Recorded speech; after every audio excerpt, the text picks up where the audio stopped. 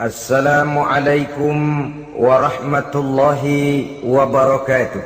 Waalaikumsalam warahmatullahi wabarakatuh. Bismillahi walhamdulillah. Wassalatu wassalamu ala sayyidina Rasulillah wa ala alihi wa sahbihi wa man tabi'ahu wa wala. Amma ba'du, subhanaka la ilma lana illa ma 'allamtana innaka antal alimul hakim. La hawla wa la quwwata illa billahil aliyyil azim. Saudara-saudara kaum muslimin rahimakumullah, sebagai agama sempurna, Islam memberikan bimbingan kepada manusia sejak ia berpribadi, berumah tangga, bertetangga, bermasyarakat, sampai kepada berbangsa dan bernegara. Adalah benar jikalau dalam ayat ketiga surah Al-Ma'idah Allah subhanahu wa ta'ala berfirman, Al-yawma akmaltu lakum dinakum wa atmamtu alaikum ni'mati wa raditu lakumul Islam madina. Pada hari ini telah aku sempurnakan bagimu agamamu. Sempurna dalam arti bahwa nilai-nilai Islam menyentuh seluruh kegiatan hidup manusia, sejak dari yang sekecil-kecilnya sampai kepada yang sebesar-besarnya. Wa atmamtu alaikum ni'mati, aku cukupkan nikmatku kepadamu. Wa raditu lakumul Islam madina, dan aku ridhoi Islam sebagai agama bagimu. Pada pertemuan kali ini kita akan membicarakan cuplikan kecil dari bagaimana hak-hak hidup bertetangga menurut ajaran Islam. Seperti yang kita maklum bahwa secara zahir tetangga adalah orang yang paling dekat hidupnya dengan kita. Apalagi jikalau kita adalah perantau.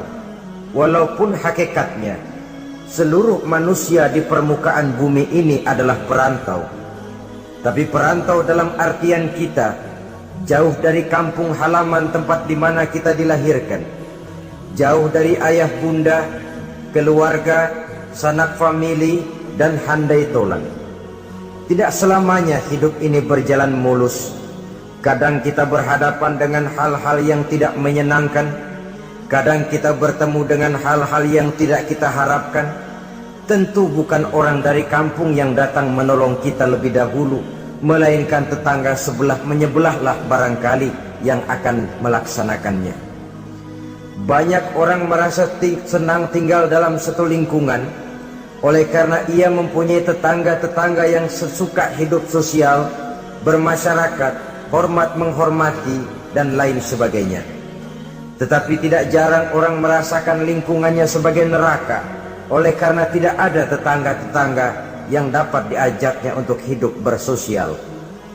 Demikian besar perhatian Islam terhadap hak-hak bertetangga ini, sehingga melalui hadis dari Abi Suraij Al-Khuzai, Rasulullah sallallahu alaihi wasallam bersabda, "Man kana yu'minu billahi wal yaumil akhir falyuhsin ila jarihi." Rawahul Bukhari wa Muslim. Beliau bersabda, barang siapa yang beriman kepada Allah dan hari akhir, hendaklah ia berbuat baik kepada tetangganya. Iman kepada Allah dan hari akhir dijadikan taruhan untuk memberikan stres agar kita bisa berbuat baik kepada tetangga. Dengan kata lain, hanyalah orang yang beriman kepada Allah dan hari akhir saja yang akan bisa berbuat baik kepada tetangganya. Kalau demikian masalahnya, bagaimana cara berbuat baik kepada tetangga? Dengan kata lain, apa hak-hak dalam kehidupan bertetangga itu? Melalui hadis yang diriwayatkan oleh Amru ibnu Shu'aib, Rasulullah pernah bertanya kepada para sahabat di satu hari, "Atadruna ma haqqul jar?" Saudara-saudara, tahukah kamu apa hak tetangga itu? Beliau sendiri kemudian menjawab, pertama, izasta'ana bika a'antahu. Apabila ia minta tolong kepadamu, hendaklah kamu memberikan pertolongan kepadanya. Ini merupakan hak di dalam kita bertetangga.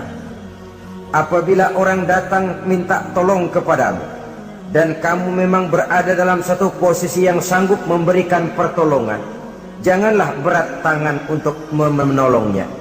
Sebab biasanya di dalam kehidupan bermasyarakat, jika kita tidak sanggup menghormati orang lain, jangan berharap orang lain akan mau menghormati kita.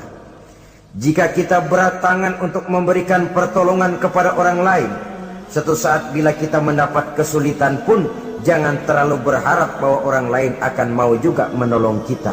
Bagaimana sikap kita, begitulah biasanya sikap orang lain kepada kita. Saudara-saudara kaum muslimin rahimakumullah, adat hidup adalah tolong menolong. Kewajiban kita adalah menolong tetangga. Tetapi sebagai tetangga pun, apabila kita minta tolong kepada orang lain, hendaknya dalam batas-batas ukuran yang memang orang lain itu mampu menolongnya. Sesuatu yang kita memang berada di luar kesanggupan kita mengerjakannya. Jangan lalu menjadikan orang yang menolong kita sebagai satu andalan. Sebab biasanya sekali ditolong langganan. Setiap datang kesulitan, ke situ lagi kita lari. Manusia pada waktu-waktu tertentu punya juga titik jenuh. Ya, kalau duitnya lagi ada, pikirannya lagi enteng, napasnya lagi lega, mungkin dia mau menolong orang. Sekali, 2 kali masih juga ditolong, 3 kali barangkali juga mungkin, 4 kali ke atas mukanya udah rada butek.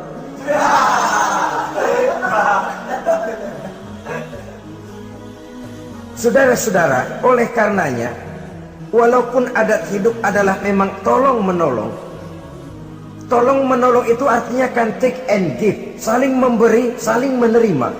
Ada saatnya kita memberi, ada saatnya juga kita menerima. Tapi yang diajarkan oleh agama memang yadul ulia khairun min yadis sufla, seperti kata Nabi. Tangan di atas lebih baik daripada tangan di bawah. Artinya yang menolong posisinya lebih baik daripada orang yang meminta pertolongan. Tapi biasanya kita umumnya lebih demen minta tolong daripada nolongin. Bahkan sesuatu yang kita mampu pun, kalau masih ada yang mau nolongin, masih kita andelin tuh orang. Ya lu aja dah, lu aja. Padahal kita bisa. Akhirnya terdidik kita untuk manja, kehilangan kepercayaan kepada kemampuan diri sendiri.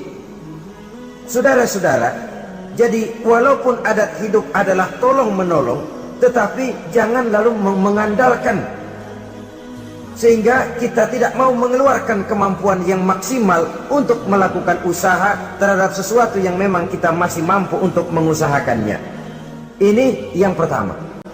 Yang kedua kata Nabi, wa izastan soroka nasortahu. Apabila ia meminta bantuan kepadamu, maka bantulah. Ada perbedaan antara ista'ana dengan istansoro. Ista'ana biasanya pertolongan dalam bentuk moral. Istansoro pertolongan, bantuan dalam bentuk material. Menolong dengan membantu. Membantu kelihatannya lebih real, lebih nyata. Menolong bisa secara moral. Keduanya diajarkan oleh agama. Orang yang datang minta tolong kepadamu, tolong dia. Orang yang datang meminta bantuan kepadamu dan kamu ada kemampuan untuk itu, bantu dia. Allah akan selalu menolong seorang hamba selama hamba itu masih mau menolong saudaranya. Allah selalu akan membantu seorang hamba selama hamba itu masih mau membantu saudaranya. Sehingga dengan demikian, orang yang kita tolong mungkin dia tidak bisa memberikan balasan kepada kita. Orang yang kita bantu barangkali juga tidak bisa memberikan balasan kepada kita. Allah yang akan memberikan balasan melalui jalan lain yang tidak pernah kita sangka-sangka barang sedikit pun. termasuk jenis yang min haitsu la yahtasib, termasuk jenis yang tidak kita perkirakan sebelumnya dari mana datangnya. Bahwa pertolongan kita kepada orang lain akan meluaskan jalan usaha kita, bantuan kita kepada orang lain akan melancarkan rezeki kita sendiri. Tidak ada orang jatuh miskin karena rajin membantu orang lain. Tidak ada orang jatuh bangkrut karena murah tangan rajin sedekah. Wah, dulunya dia kaya banget Pak, cuman kerajinan sedekah bangkrut sekarang. Tidak ada. Belum pernah ada terjadi itu. Bukan bakhil yang menyebabkan orang jadi kaya, bukan sikap pemurah yang menyebabkan orang jatuh miskin. Malahan saudara-saudara, kaya itu kan ada dua macam tuh. Ada kaya majazi, ada kaya hakiki. Yang dinamakan kaya majazi, orang yang banyak hartanya tapi miskin hatinya. Sebenarnya hidupnya cukup, tapi dia masih selalu merasa kurang, maka dia tidak pernah cukup. Duitnya banyak, tapi perasaannya selalu miskin, maka dia miskin terus. Duitnya 1 juta, hilang 1.000, yang 1.000 dia pikirin, botak palanya.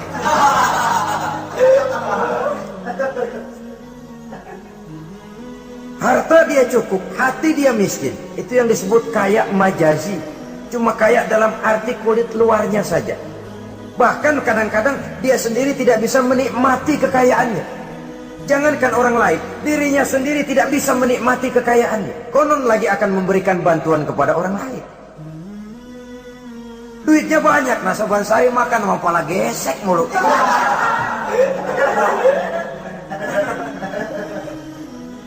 Jangankan orang lain, dia sendiri tidak bisa menikmati kekayaannya. Hawanya udah mau tekor aja. Saudara-saudara, lah yang dinamakan kaya hakiki, orang yang kaya hatinya, ini sumber kekayaan. Kalau dalam suasana keadaan hidup yang sekarang ini kita sudah merasa kaya, alhamdulillah, inilah yang diberikan Allah kepada kita. Miskin saya? Enggak, di bawah saya masih banyak orang yang lebih miskin lagi. Susah saya? Tidak, di bawah saya masih banyak orang yang lebih susah dari saya. Tidak punya duit saya, oh orang lain yang lebih tidak punya duit lagi dari saya, masih lebih banyak. Orang yang kaya hakiki. Dari sini kekayaan berangkat, dari sini kekayaan dimulai.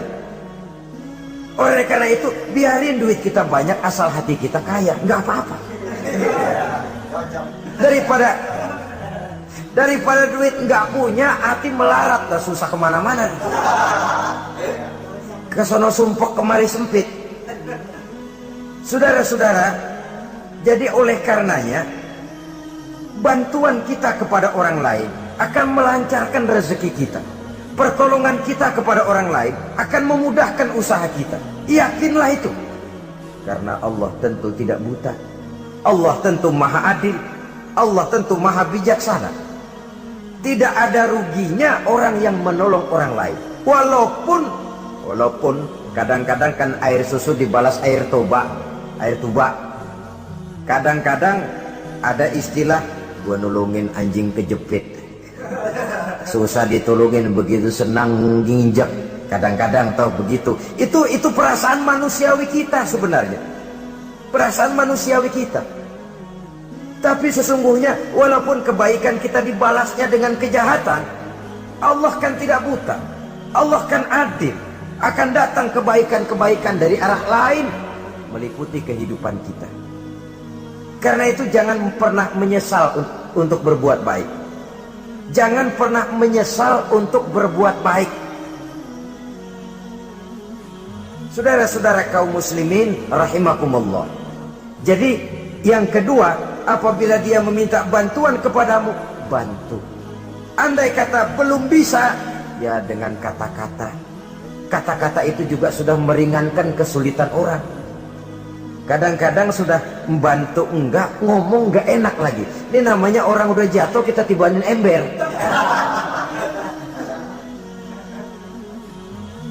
Orang sudah datang minta bantuan, kesulitan. Sudah gitu udah enggak kita kasih. Ngomong kita pahit bener. Potongan lu mau minjem duit apa ada harapan ganti. Umpamanya saudara-saudara, Taruh kata tidak bisa kita membantu secara real, bantulah dengan kata-kata. Syukur kalau dengan doa. Saat ini barangkali saya belum bisa bantu, mudah-mudahan dari tetangga lain barangkali bisa bantu, karena saya sendiri dalam posisi yang sedang agak sulit umpamanya. Bantulah dengan kata-kata, dengan doa, setidaknya dengan harapan, sehingga orang pulang walaupun tidak mendapatkan apa yang tidak dia ingin, apa yang dia inginkan tidak didapatkan, tapi setidaknya hatinya tidak terlalu sakit. Dua, yang ketiga, wa inistaqradaka aqradtahu, apabila dia meminjam kepadamu, pinjami dia. Apabila dia meminjam sesuatu kepadamu, pinjami dia. Meminjam, istilah hidup kan ada, memang kita tutup lubang gali lubang. Gak selamanya orang selalu ada. Makin kaya ya makin besar urusannya, makin banyak duitnya ya makin banyak pengeluarannya. Bisa jadi loh orang yang punya duit 10.000 lebih tenang daripada yang punya duit 100.000. Kenapa? Dia punya duit 100.000 lah, urusannya 200.000. Tapi dia punya duit 10.000 lah, jajannya cuma bakso anteng. Bisa jadi orang yang punya duit 10.000 lebih tenang daripada yang 100.000 itu tadi. Kenapa? Yang 100.000 besar uangnya, besar lagi urusannya. Yang 10.000 kecil memang jumlahnya, tapi kecil juga barangkali urusannya. Itu barangkali juga satu pola daripada keadilan Allah. Oleh karenanya saudara-saudara, hidup itu tutup lubang gali lubang. Gak selamanya kita ada, gak selamanya juga kita gak ada. Pada saat kita nggak ada, ya kepada tetangga. Pada saat kita ada, tetangga kesulitan, boleh kita datang memberikan pertolongan, meminjam. Cuma kalau kita jadi tetangga pun harus jelas, minjem ya minjem, minta ya minta. Ini jangan minta ya minta, minjem ya minta. Nggak jelas batasnya, nggak jelas batasnya, saruh jadinya. Sebab istilah minjem ini kan utang. Utang itu adalah kewajiban kita untuk membayarnya. Jadi harus jelas. Minta, ya minta. Minjam, ya minjam. Jangan kalimat itu disamarkan. Karena udah keseringan minta mulu, pakai istilah minjem dah. Minjem dulu duit. Mau minta, malu keseringan, minjem dikata. Padahal minta juga maksudnya. Samar jadinya. Dia juga. Apabila dia meminjam sesuatu kepadamu, pinjami dia. Saudara-saudara, ya tentu tidak hanya dalam bentuk uang, dalam bentuk hal-hal yang memang wajar dalam bertetangga, pinjam meminjam. Teriskaan umpamanya tuh, lalu pisau, apa gunting, apa-apa. Tapi tentu terbatas kepada jangan yang milik-milik pribadi pinjam meminjam istri umpamanya. Itu tentu malah mal'un, terlaknat dalam agama, itu tidak ada. Umpamanya ini gue lagi halangannya, gue pakai dulu lah.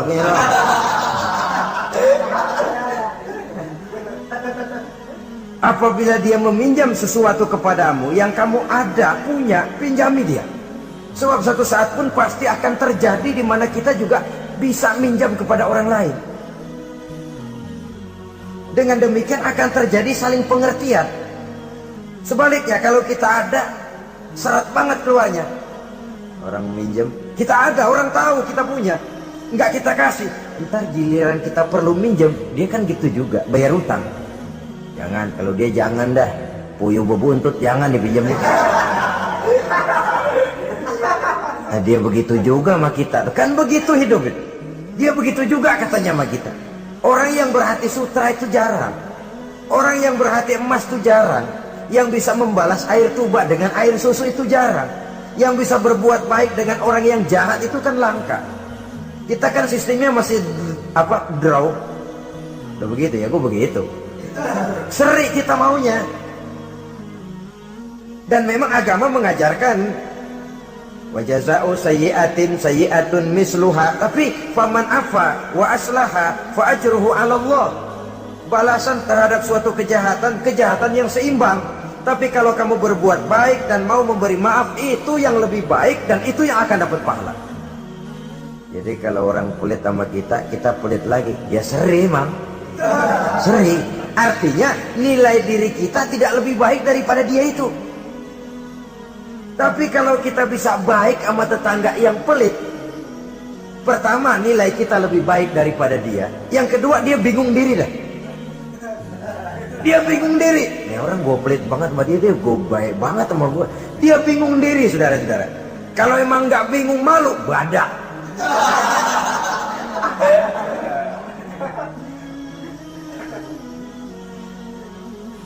Berbuat baik kepada orang yang tidak baik kepada kita. Bersilaturahmi dengan orang yang marah sama kita. Wah, itu ajaran terpuji sekali. Memberi orang yang mencegah kita. Bersilaturahmi dengan orang yang memutuskan hubungan dengan kita. Kita sih tahu dia marah banget sama kita, cuman kita pura-pura nggak tahu aja. Kita anggap dia nggak marah sama kita. Ketemu tetap assalamualaikum, mau kemana? Perkara dia mau nyaut apa enggak itu bukan soal. Tapi kita sudah menunjukkan nilai bahwa kita lebih baik dari dia. Aku nanya kok sama kau, aku lebih baik dari kau. Tapi itu jangan lalu timbul. Jangan lalu timbul perasaan tuh kan, gua kan, tuh ya. Jangan. Dengan berbuat itu kita hanya ingin membuktikan bahwa kita tidak sama kok dengan dia. Dia boleh marah sama saya, tapi saya nggak bisa marah sama dia. Dia boleh pelit sama saya, tapi saya nggak bisa kok pelit sama dia seperti dia pelit kepada saya. Dia boleh memutuskan silaturahmi dengan saya, tapi saya nggak bisa kok begitu. Dengan begitu kita sudah menunjukkan satu posisi bahwa kita lebih baik daripada dia. Tapi kan langka yang begitu, umumnya yang enak kan draw, tos-tosan. Saudara-saudara kaum muslimin, jadi izastakrodoka akrotahu, apabila ia meminjam sesuatu kepadamu dan kamu ada kemampuan, ada yang akan kamu pinjami, pinjamkan dia. Apalagi kalau kita merasa bahwa yang meminjam ini dalam satu posisi yang memang dia rasanya sulit untuk mengganti. Lebih baik sudah diniatkan sedekah saja, diikhlaskan. Sudahlah bu, nggak usah pinjam, saya bantu saja. Daripada nanti jadi beban lagi, sudah saya ikhlaskan, saya bantu. Itu yang lebih istimewa. Tapi saya katakan tadi, kalau tidak ada kesadaran bahwa rezeki adalah amanah Allah, bahwa harta adalah titipan Allah, apa sih yang kita punya? Seperti kita lahir ke dunia, begitulah kita akan masuk ke liang kubur. Cuma kelebihannya kain putih saja. Selebihnya tidak ada lagi. Sebagaimana kita lahir ke alam dunia ini, begitulah kita akan meninggalkan alam dunia ini. Jadi yang kita jaga kukuh-kukuh, yang kita bentengi, yang kita bakhil karenanya, sedikit pun tidak akan pernah kita bawa. Kecuali kalau dia, saya katakan tadi, kita infakkan di jalan yang diridhoi Allah, termasuk menolong orang. Ada juga lagi nih, minjemin tapi nyakitin. Rentenir namanya. Pakai perjanjian. Minjam 10, pulang 15. Itu sama juga nyekek leher. Karena itu rentenir sangat dicela dalam ajaran agama. Mencari orang-orang susah, menolong. Tapi di belakang menolong menjerat. Sehingga utangnya itu lalu beranak. Giliran gak mampu aja, tanah orang digetek. Mungkin gak mampu, rumahnya ditarik. Habis dah. Saudara-saudara kaum muslimin, akhirnya yang melarat semakin bertambah kemelaratannya.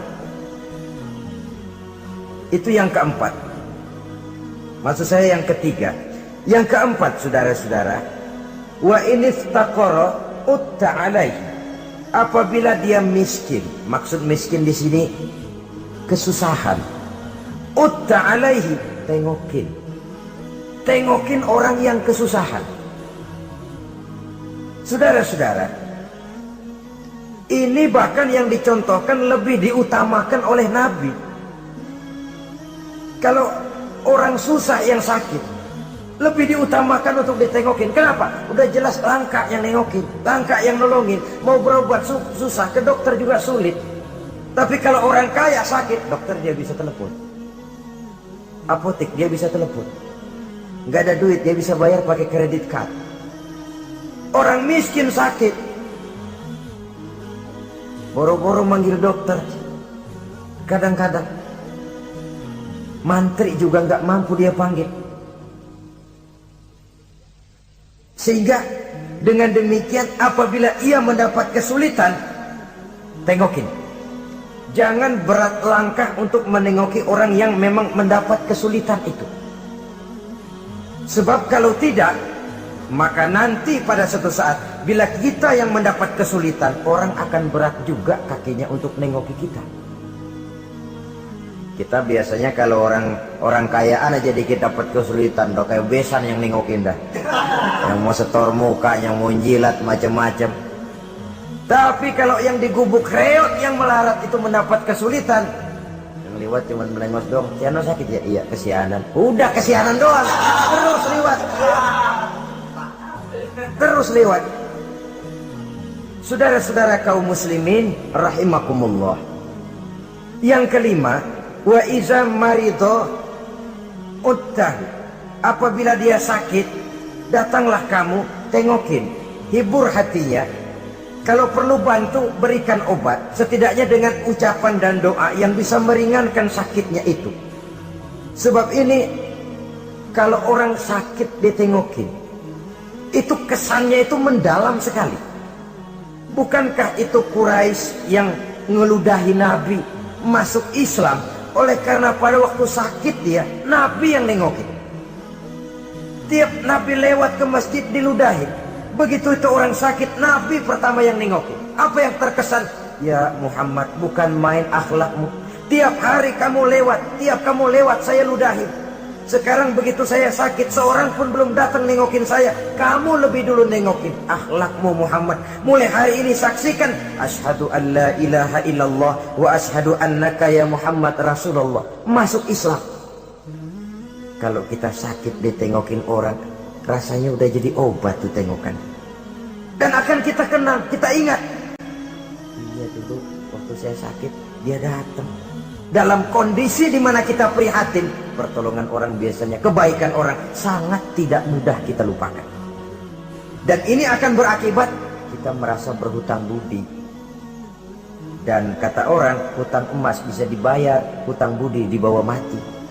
Saudara-saudara kaum muslimin, jadi oleh karenanya apabila dia sakit, tengoki, jenguki. Kalau perlu, berikan bantuan sesuai dengan kemampuan yang ada pada diri kita. Yang keenam, saudara, yang merupakan hak bertetangga. Wa iza mata tabi'ta janazatahu.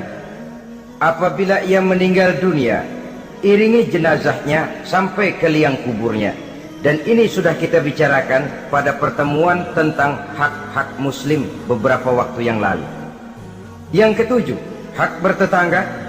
Wa in asobahu khairun hanna'tahu. Apabila ia mendapat kebaikan, hendaknya engkau ikut bersukacita. Senang kalau tetangga lagi senang. Merasa suka kalau tetangga dapat nikmat.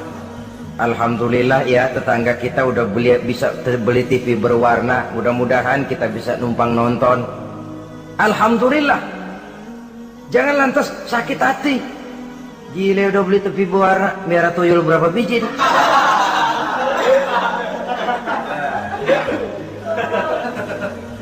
Sebab umumnya kan begitu. Kalau kita ada, orang selidikin dukunnya. Kalau kita kebelangsak, orang surakin. Islam mengajarkan in asobahu khairun hanna'tahu. Kalau tetanggamu mendapat kebaikan, hendaknya engkau ikut bertahniah, ikut bersukacita, ikut gembira. Syukur, alhamdulillah dia mampu. Syukur dia bisa, syukur dia mampu. Dan itu memang berat. Kalau ini tidak ada, tidak kita miliki dalam diri, yang timbulkan hasud. Nah, hasud ini kata Nabi memakan amal seperti kayu api memakan kayu bakar. Hasud menyantap amal seseorang seperti api memakan kayu bakar.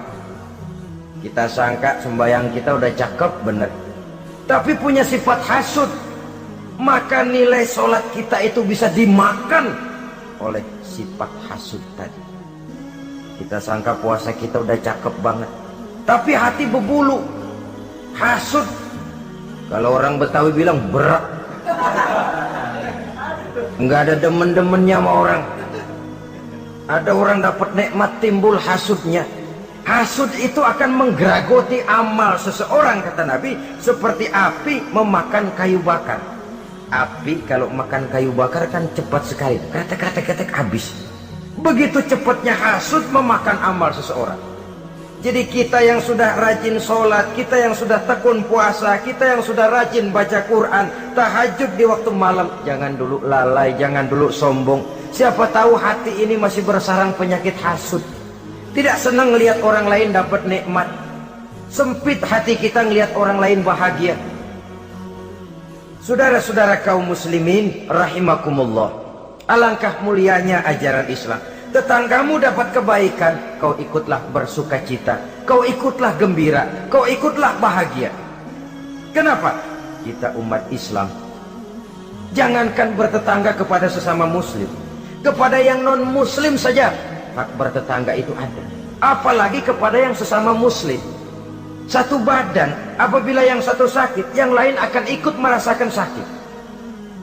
Sering dicontohkan, badan kita, saudara jalan tengah malam, asik jalan, jempol kesandung akar nangka, beletak. Kontan begitu ibu jari tersandung, darah keluar, mulut bilang aduh, pala ikut pusing, mata nangis. Nggak usah pakai nunggu undangan. Nggak ada ibu jari tersandung, mulut bilang sama mata, nangis lu, mata sakit nih.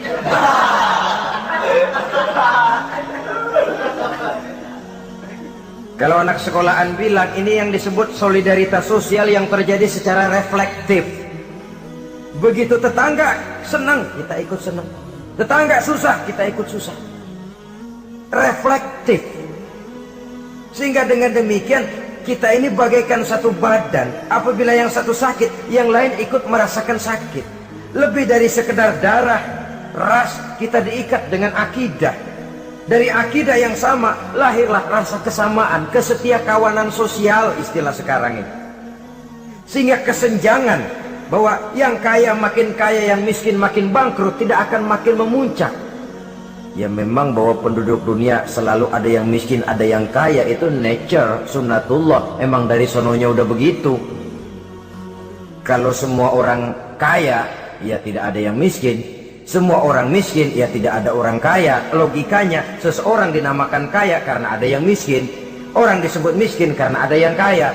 Kenapa dia bilang kita bilang dia miskin? Kita ukur dari yang kaya. Kenapa kita bilang dia orang kaya? Kita ukur dari yang miskin. Jadi mestinya orang kaya itu terima kasih kepada orang miskin. Sebab kalau tidak ada orang miskin, orang kaya tidak ada. Saudara hadirin yang saya hormati, jadi dengan demikian, etik dalam kehidupan bertetangga menurut ajaran Islam, apabila tetanggamu mendapat nikmat, kau ikut bersyukur. Kan langka yang begini nih. Yang ada, yang enak banget emang kita katain. Kita katain. Atau paling tidak, kata-kata yang enggak enak. Lihatin aja dia mau kemana. Lihatin gitu. Segitu enggak senengnya lihat orang lain dapat nikmat. Yang kedelapan, lawanannya, wa in asobathu musibatun azzaitahu. Apabila ia mendapat kesulitan, azzaitahu, kamu hendaknya ikut bertakziah, ikut berduka cita. Dia mendapat kesulitan, kita ikut berduka cita. Kesulitan yang paling ringan sekalipun.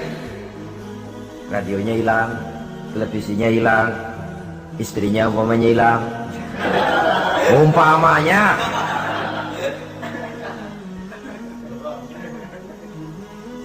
Kesulitan yang menimpa dia kita rasakan juga sebagaimana kalau kesulitan itu datang menimpa kita. Kan ukurannya begitu. Kalau saya kena begitu, enak enggak ya? Enggak enak. Dia juga begitu, maka saya harus ikut seperasaan dengan dia. Ada kesetiakawanan itu. Tapi memang dalam kehidupan lebih mudah cari teman yang mau diajak ketawa daripada cari teman yang bisa diajak nangis. Sehingga kata seorang penyair, in zada mali kullun nasi khulani wa in qalla mali fala khillun yusahibuni. Kalau harta saya banyak, semua orang mau nemenin saya, tapi kalau saya jatuh miskin, kagak ada yang nongol. Kalau kita lagi basah nih, rezeki lagi lancar, yang tumben ketemu ngaku encing sama kita. Iya, lagu encing lu ini. Ketemu baru itu encing katanya. Tapi begitu kita bangkrut, melarat, bangpak, rusak, laler, oh, gak nemplok. Laler sekarang tahu juga orang susah rupanya. Begitulah kehidupan sesungguhnya, tapi tidak begitu yang diajarkan oleh agama. Saudaramu, tetanggamu mendapat kesulitan, kau hendaknya ikut juga berduka cita. Jangan senyum di atas penderitaan orang lain, jangan menari di bangkai orang lain, jangan tertawa di atas tangisan tetangga, jangan asal senang sendiri. Karena itu pernah dicontohkan, kebebasan kita hakikatnya dibatasi oleh kebebasan orang lain. Kebebasan mutlak tidak ada. Kalau saya beli radio, kalau saya berpikir menurut saya sendiri, radio gue, yang beli gue, pakai duit gue setel di rumah gue, sekeras-kerasnya, ada apa malu pada? Itu kan kalau menurut saya. Tapi tetangga sebelah saya kan juga mikirnya begitu. Mata gue, yang ngantuk gue tidur di kamar gue, ngapa suara radio lu masuk kemari?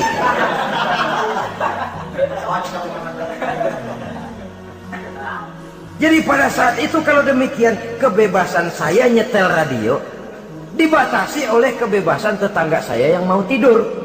Ini yang disebut hurriyatul mar'i mahdudatun bi hurriyati ghairihi. Kebebasan seseorang dibatasi oleh kebebasan orang lainnya. Kebebasan dalam arti mutlak tidak ada hakikatnya. Betapapun saya senang wayang golek, senang bukan main. Tapi kalau sudah jam 3, tangga saya sebelah mau tidur dengan aman tanpa perlu harus diganggu. Kalau begitu, cukuplah saya dengar saja karena saya senang. Tetangga saya belum tentu senang juga dengan wayang golek. Jangan cuma memperturutkan kesenangan. Oh, pokoknya emang saya hobi banget wayang golek, masa bodoh jam 3 kayak setel habis dah, masih ayah nama gening udah.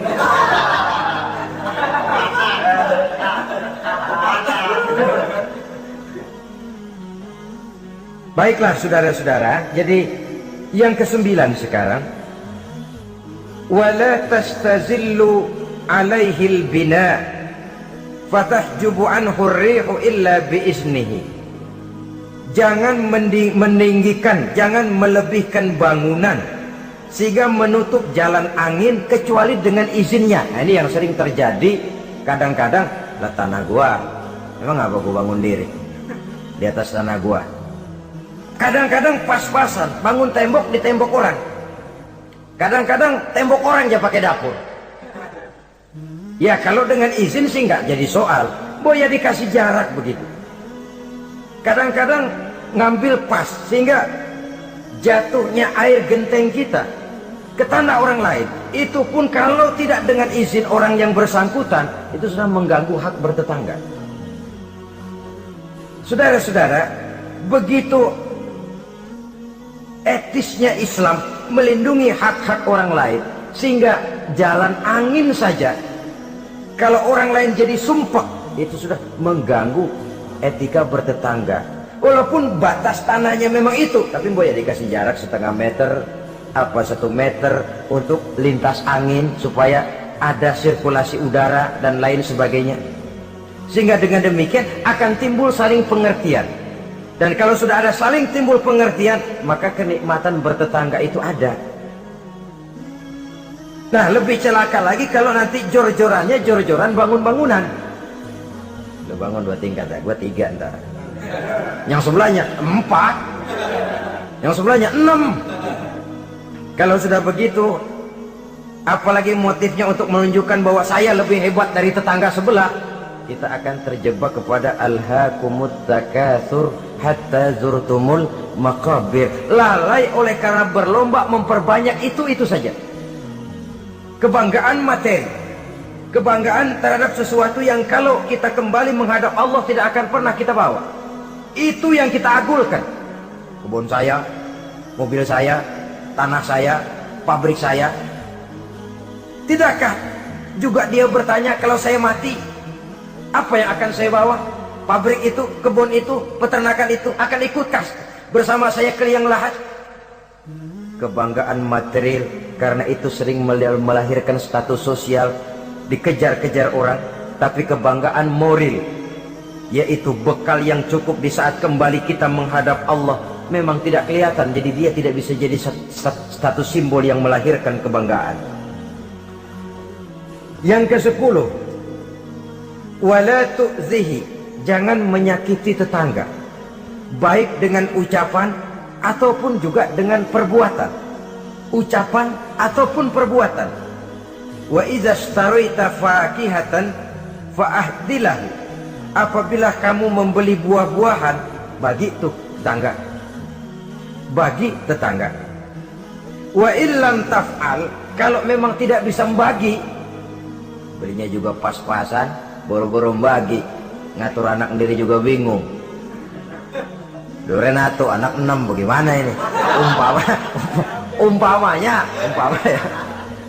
boro-boro bagi untuk jatah anak sendiri kita bingung. Wa illam taf'al, kalau memang kamu tidak bisa bagi, fa adkhil hasirron, jangan demonstratif, bawa ngumpet-ngumpet jalan belakang kek, jangan diteng-teng tuh duren di hidung tetangga. Duren oi, duren. Fa'adkhil hasiran, bawa masuk ngumpet-ngumpet. Wala yakhruju biha waladuka liyaghiza biha waladahu. Nah ini anak. Kita bawa ngumpet masuk, tapi anak kita juga dipesan, kan di rumah aja dah, gak enak sama tetangga. Jangan malah anak kita ajukin, disuruh lu bawa makan di depan anaknya.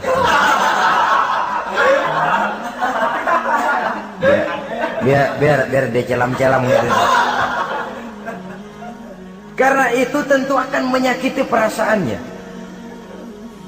Apalagi kalau dia lihat, ya tetangga kita sih mungkin nggak minta, tapi etisnya kan begitu, etisnya. Kok kayak hidup sendirian sih, bawa rambutan sekarung, sebelah kayak kebagian dikit, enggak, apa dimakan semua sekarung kan? Orang berpikir begitu. Dia mungkin nggak, jangankan minta, berharap pun enggak, tapi etisnya bertetangga itu.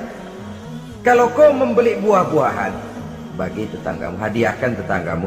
Andai kata tidak bisa dilakukan itu, jangan demonstratif.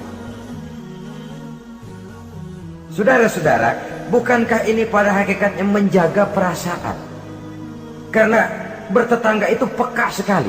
Apalagi bagi kita yang tinggal di perkampungan dengan perumahan yang rapat, atau di komplek-komplek di mana persaingan kelihatannya dalam satu level itu begitu menyolok. Kadang-kadang status suaminya, pegawainya sama, golongannya sama, tapi sebelah punya kulkas, sebelah enggak, murug. Sebelah TV-nya berwarna, sebelah hitam putih, meriang. Sebelah beli motor, sebelah enggak, bengek. Sering terjadi hal semacam itu, menimbulkan psikosomatik. Itu sering diceritakan, dibakar oleh perasaannya sendiri. Tinggal lagi di komplek di mana kelangsungan kehidupan kelihatan betul sehari-hari. Sering terjadi, tangganya sebelah beli motor, yang sebelah meriang. Besokannya beli kulkas, dia bikin gawat, masuk rumah sakit. Di rumah sakit dengar tetangganya beli mobil, mati.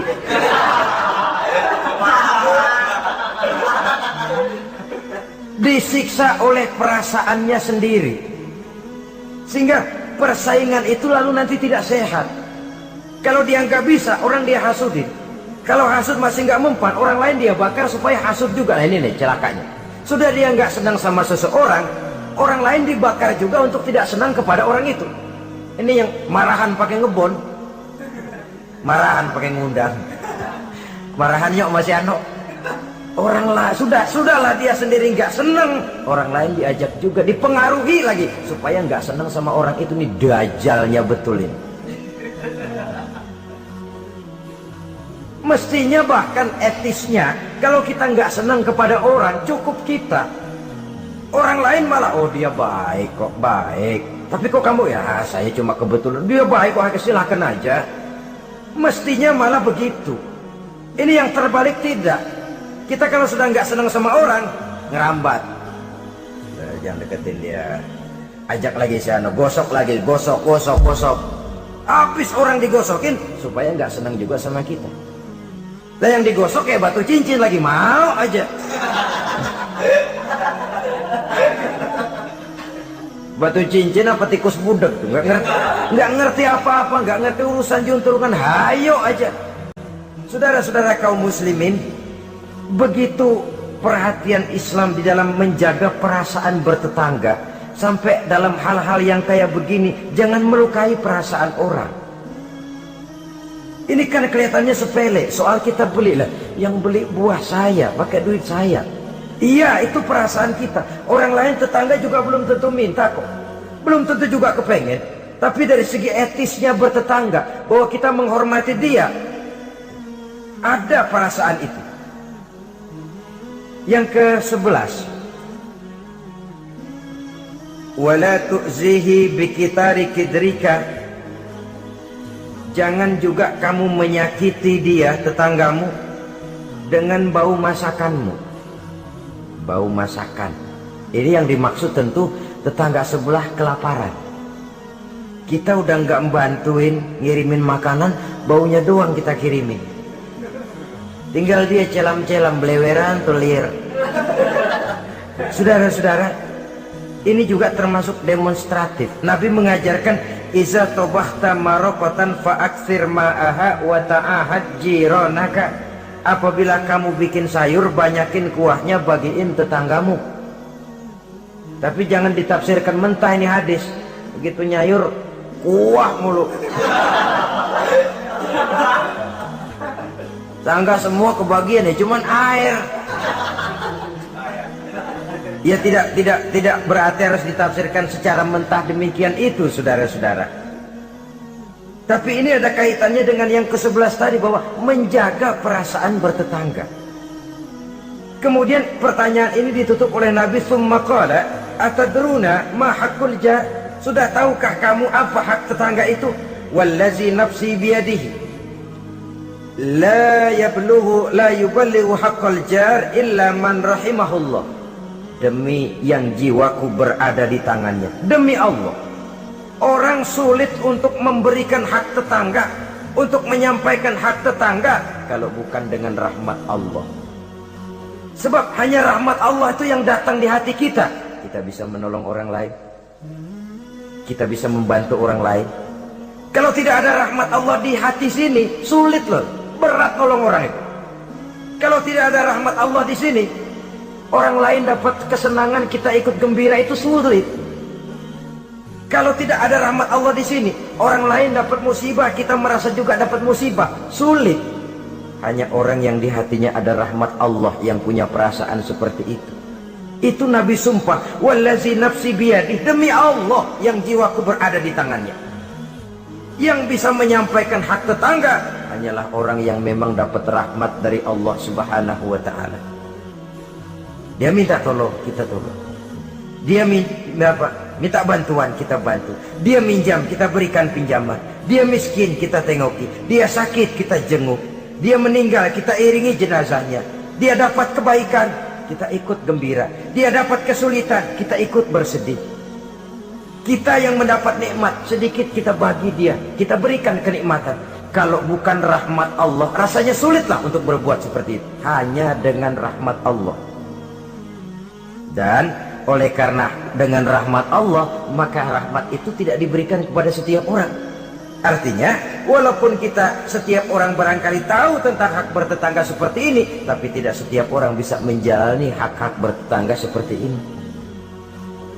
Saudara-saudara kaum muslimin rahimahullah, akhirnya kita manusia sebagai zon politikan, makhluk sosial yang memerlukan keberadaan orang lain. Kita menyadari tidak seorang pun di antara kita yang sanggup memenuhi keperluan hidup kita secara sendirian. Kita perlu orang lain. sebagaimana orang lain juga memerlukan kita. Oleh karena itu, mengukur orang lain dengan diri sendiri merupakan satu cara untuk menegakkan hak-hak bertetangga. Kalau saya digituin enak nggak? Nggak enak. Orang lain juga begitu. Kalau saya diginiin enak nggak? Enak. Orang lain juga begitu. Apa yang tidak enak terjadi pada diri kita, tentunya akan tidak enak juga jika terjadi pada diri orang lain. Sepanjang itu yang jadi barometer, kita tidak akan merasa benar sendirian. Sebab orang benar itu bagus, tapi merasa benar itu yang jelek.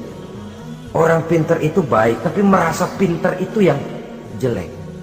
Sebab tatkala kita merasa bahwa kita benar, sebenarnya bahwa kita paling benar, sebenarnya iblis sudah masuk ke dalam hati kita. Ditumbuhkannya sikap ujub, menganggap remeh orang lain, menganggap enteng orang lain, merasa dihinggapi oleh penyakit superioritas kompleks, kata orang. Merasa dialah yang paling segala-galanya. Dan ini sudah penyakit hati yang juga sangat berbahaya. Karena ujub pun termasuk bisa menghancurkan amalan kita dalam kehidupan ini. Oleh karenanya, maka di dalam hak-hak bertetangga ini, apabila hak ini kita tidak berikan, tentu ada sanksinya. Ya, sanksi sosial dalam kehidupan di dunia ini, kita akan terkucil. Tinggal di tengah masyarakat, tapi dikucilkan. Keberadaan kita dianggap sama dengan tidak ada. Kan gak enak orang begitu. Ada, tapi dianggap gak ada. Yang begitu, lewatin aja dah, cuekin aja. Ada, masih ada, sudah dianggap gak ada. Apalagi udah gak ada beneran, orang lupa banget. Ada, dianggap gak ada. Alangkah ruginya kalau sampai hal itu terjadi pada diri kita. Keberadaan kita, eksistensi kita ini, kalau bisa memberikan warna dan dampak dalam kehidupan, keberadaan kita itu diakui oleh lingkungan. Sehingga dengan demikian kita punya nilai, walaupun itu yang bukan kita cari, tapi nilai itu akan memberikan poin di dalam kehidupan kita di tengah-tengah masyarakat. Jangan lupa, masyarakat punya hukum yang tidak tertulis, tapi kekuatannya lebih kuat dari hukum tertulis. Kejam, sehingga orang bilang sekali arang tercoreng di dahi, selamanya akan selalu dikenang.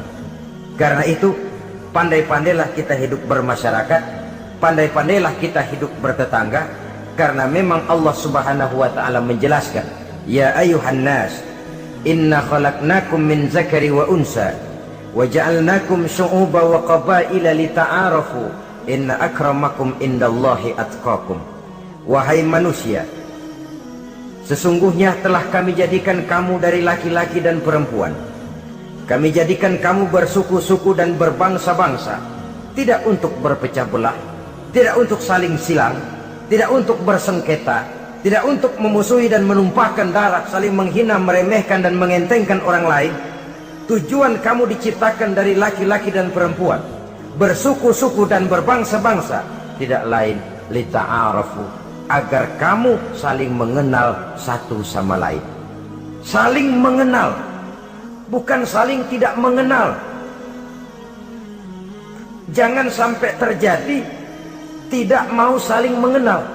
Quran memberikan peringatan, tujuan penciptaan laki-laki perempuan, bersuku-suku dan berbangsa-bangsa, tidak lain adalah agar kita satu dengan yang lain saling mengenal. Inna akramakum indallahi atqakum. Yang paling mulia bukan yang rumahnya paling bagus, yang paling mulia bukan yang kendaraannya paling hebat, yang paling mulia bukan yang hartanya paling banyak. Inna akramakum indallahi atqakum. Yang paling mulia di antara kamu dalam pandangan Allah adalah orang yang paling bertakwa kepadanya. Ke arah itu kita berjalan, dan ke arah itu kita membina kehidupan bertetangga, menjadi tetangga yang bertakwa kepada Allah Subhanahu wa ta'ala. Semoga Allah memberikan rahmatnya kepada kita bersama, sehingga di hati ini ada kesadaran untuk memperhatikan tentang hak-hak bertetangga ini. Terima kasih atas perhatian saudara. Mohon maaf atas segala kekurangan. Usikum wa nafsi bitaqwallah. Wassalamualaikum warahmatullahi wabarakatuh.